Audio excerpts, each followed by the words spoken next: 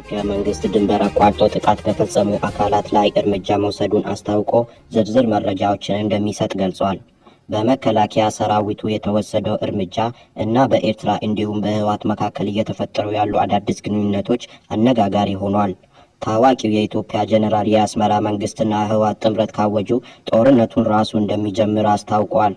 የትግራይን ህዝብ ኢሳያስን ለማዳን መጠቀሚያ ማድረግ የመጨረሻ ጥፋት ነው ያሉት ጀነራሉ ጦርነቱን የትግራይ ህዝብ የሚያጠፋና ኤርትራንም የሚያጠፋ መሆኑን አስጠንቅቋል። ኢሳያስ የትግራይን ህዝብ አስበልጦ ለመንግስት እጁን ሊሰጥ እንደሚችልም ጠቁሟል።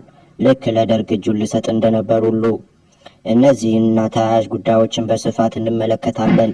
የኤርትራና ህወሓት ጥምረት እንደሚመሩ የሚነገርላቸው ጀነራል ሄደር የዛላምበሳን ድንበር በይፋ ከፍቷል። ይህንን ድንበር የከፈቱ የህወሓት ጀነራል ማን እንደሆኑ በመረጃችን ነግራቸዋለን። ፕሬዝዳንት ኢሳያስ አፈወርቂ የትግል ጓዳቸውና ቁልፍ አጋራቸውን ዛሬ አጥቷል። በፖለቲካ ጉዟቸው ከጎናቸው ያልጠፉና በፓርቲያቸው ውስጥ ወሳኝ የነበሩ ሰው ህይወታቸው አልፏል። ይህንንም በሪፖርታችን ውስጥ አካተናል። ወደ ዝርዝር ወሰናችሁ። የኦሮሞ ፖለቲከኞች ከጅዋር እስከ ኦነግ ፓርቲ ድረስ በኢሳያስ ላይ ተነስቷል። ቁጣቸውም ከፍ ያለ ነው። ኢሳያስ ከባድ ነገር ነው የተናገሩት። ኦነግ ምላሽ ሰጥቷል። በተለይ ኢሳያስ አፈወርቂ ኦሮሞማ የሚለው ቃል መጠቀማቸውና መንግስት ይህንን ሽፋን አደረገ ማለታቸውን ተከትሎ ነው። ከኦሮሚያ በኩል የተሰጡት ምላሾች ኦሮሞማ ኤርትራና ኢትዮጵያን ጨምሮ ለአፍሪካ ቀንድ አሳሳቢ እንደሆነ አድርጎ ማቅረብ ለኦሮሞ ህዝብና ለኦሮሞ ማንነት ያላቸው አመለካከት የተዛባ ከመሆኑ ባሻገር ተጠያቂ የሚያደርግ የታሪክ ስህተት ነው በማለት የኦሮሞ ነጻነት ግንባር ዛሬ መግለጫ አውጥቷል። ግንባሩ የኤርትራን ፕሬዝዳንት ኢሳያስ አፈወርቂ ንግግር አስመልክቶ መግለጫ ያወጣው ኤርትራ መሪዎች ጨምሮ በምኒልክ አሮጌ ስርዓት አቀንቃኞች ኦሮሞማ የሚል የኦሮሞ ህዝብ ላይ እየተደረገ ያለው ዘመቻ የኤርትራ ፕሬዝዳንት ጨምሮ መደረጉ እንዳሳሰበው ገልጿል። በዚህ ምክንያት በኦሮሞና በኦሮሚያ ላይ የሚደርሰው ችግር ተጠያቂው የኤርትራ መንግስት ይሆናል ብሏል። ከአክቲቪስት እስከ ሀገር መሪ ኦሮሞማ በሚል የኦሮሞ ህዝብ ላይ የሚደረግ ዘመቻ ለአፍሪካ ቀንድም አደጋ መሆኑን አስረድቷል። በሌላ በኩል ጀዋር መሐመድ ለኢሳያስ አፈወርቂ ንግግር ምላሽ ሰጥቷል። የኤርትራ ፕሬዝዳንት ኢሳያስ አፈወርቂ ባደረጉት ንግግር ትርጉም ማዳመጣቸውን በመግለጽ የጀመሩት ጀዋር በሁለት ቁልፍ ነጥቦች ላይ አስተያየት መስጠት እንደሚፈልጉ ተናግሯል። ኦሮሞማ የፖለቲካ ርዕዮተ ዓለም አይደለም ያለው ጀዋር የኦሮሞ ማንነት ወይም ባህል መገለጫ ቃል መሆኑን አስረድቷል። ልክ ኤርትራዊ ወይም ኩዩ እንደማለት መሆኑንም ገልጿል። ቢሆንም ፕሬዝዳንት ኢሳያስ ከ7 ዓመት በኋላ የኦሮሞን እሴት እንደማይወክል በማመናቸው ደስተኛ መሆኑን አስታውቋል። የፕሬዝዳንት ኢሳያስ የትናንቱ ንግግር በሁለት ሀገራት መካከል ያለውን ውጥረት እንደሚያሳይ ጠቅሶ በአፍሪካ ቀንድ ሌላ አሰቃቂ ጦርነት ከመምጣቱ በፊት የሚመለከታቸው አካላት ይህንን አደገኛ አካሄድ ለማስቆም አስቸኳይ እርምጃ መውሰድ አለባቸው ብሏል። የኢትዮጵያ መንግስት ድንበር ዘልቆ በመግባት ጥፋት በፈጸሙ አካላት ላይ ጠንካራ ወታደራዊ እርምጃ ወስዶ በዚህም ሰው ህይወቱ ማለፉ ተገልጿል። የቀድሞ የህወሓት ታጋይና የኢትዮጵያ መከላከያ ከፍተኛ አዛዥ ሌተናል ጀነራል ዮሐንስ ገብረ መስቀል በቅጽል ስማቸው ድል ቆርሱ የአስመራ መንግስትና ህወሓት ጥምረት ካወጁ ጦርነቱን ራሳቸው እንደሚጀምሩ አስታውቋል። ኢሳያስን ለማዳን የትግራይን ህዝብ መጠቀሚያ ማድረግ የመጨረሻ ጥፋት ነው ያሉት ጀነራሉ ስሙ ጦርነት ቢሆንም ለትግራይ ህዝብ የመጨረሻ ማጥፊያ መሆኑን ገልጿል። ኢሳያስ የትግራይን ህዝብ አስበልጦ ለመንግስት እጁን ሊሰጥ እንደሚችልም ተናግሯል። በሌላ በኩል የኤርትራና ህወሓት ጥምረት እንደሚመሩ የሚነገርላቸው ጀነራል ገብረ ህይወት ወደ ኤርትራ የሚወስደውን የዛላምበሳ ድንበር በይፋ ከፍቷል። ከዚህ በኋላም ከፍተኛ ጭነት ወደ ኤርትራ ሲያመራ መሆኑን በተደጋጋሚ ዘግበናል። የኤርትራ ሚዲያዎችን በህወሓት ኤርትራ ጥምረት መሰረት ድንበር መከፈቱ ሲዘገብ ውሏል። የደህንነት ምንጮች እንደገለጹት በትግራይና በኤርትራ መካከል የነበሩ የፍተሻ ኬላዎች በሙሉ ፈርሶ የኢትዮጵያ ምርቶች ተጭነው ወደ ኤርትራ በነጻነት ይጓጓዛሉ። በትግራይ በኩል የኤርትራ ጦር እንዳለ ሆኖ የጉምሩክ ፖሊስም ሆነ የመከላከያ ሰራዊት ኬላውን የሚጠብቅ የለም። አሁን ኬላ በህወሓትና በኤርትራ ስምምነት ፈርሶ ተከፍቶ እንደ ልቡ ይነገድበታል።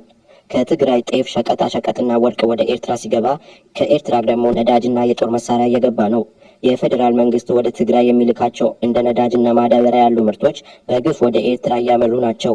ነገሩ ከቁጥጥር ውጪ መሆኑን ተከትሎ ጊዜያዊ አስተዳደሩ ህገወጥ ግንኙነት አልፈቅድም ቢልም ሰሚ አላገኘም። የህወሓት ሰዎችና ጦር መሪዎቻቸው ጉዳዩን አደጋ ተጋፋጭ መልክ ሰጥቶታል ተብሏል። የኤርትራና የህወሓት አክቲቪስቶች በጋራም ድንበር ላይ ሆነው እንቅስቃሴውን በቪዲዮ ሲያሳዩ ነበር። የህወሓት ስታሊንና የኤርትራው አፈቀላጤ አወል ዘድም ድንበር ድረስ በመሄድ የህወሓትና የኤርትራ ሰራዊት ትብብር ላይ መሆናቸው መልእክት አስተላልፏል። በቅርብ የኤርትራ መንግስት ስለ ትግራይ እንደሚጨነቅና የጀመሩት ግንኙነት ለውጥ እንዳመጣ እንዲነገርላቸው የፈለጉት የህወሓት አመራሮች የኤርትራ ጦር ከያዛቸው የትግራይ መሬቶች ለቆ ወጥቷል የሚል የሐሰት ዘገባ አሰራጭቶ ነበር። ይህ ዜና ወደ አሁኑ ሐሰት መሆኑ ሲነገር ኢሳያስ ደግሞ ከዚህ የባሰ አምጥቷል። ከብልጽግና ጋር ሆኜ በህወሓት ላይ ያደረኩት ጦርነት አይጸጽተኝም ብሏል።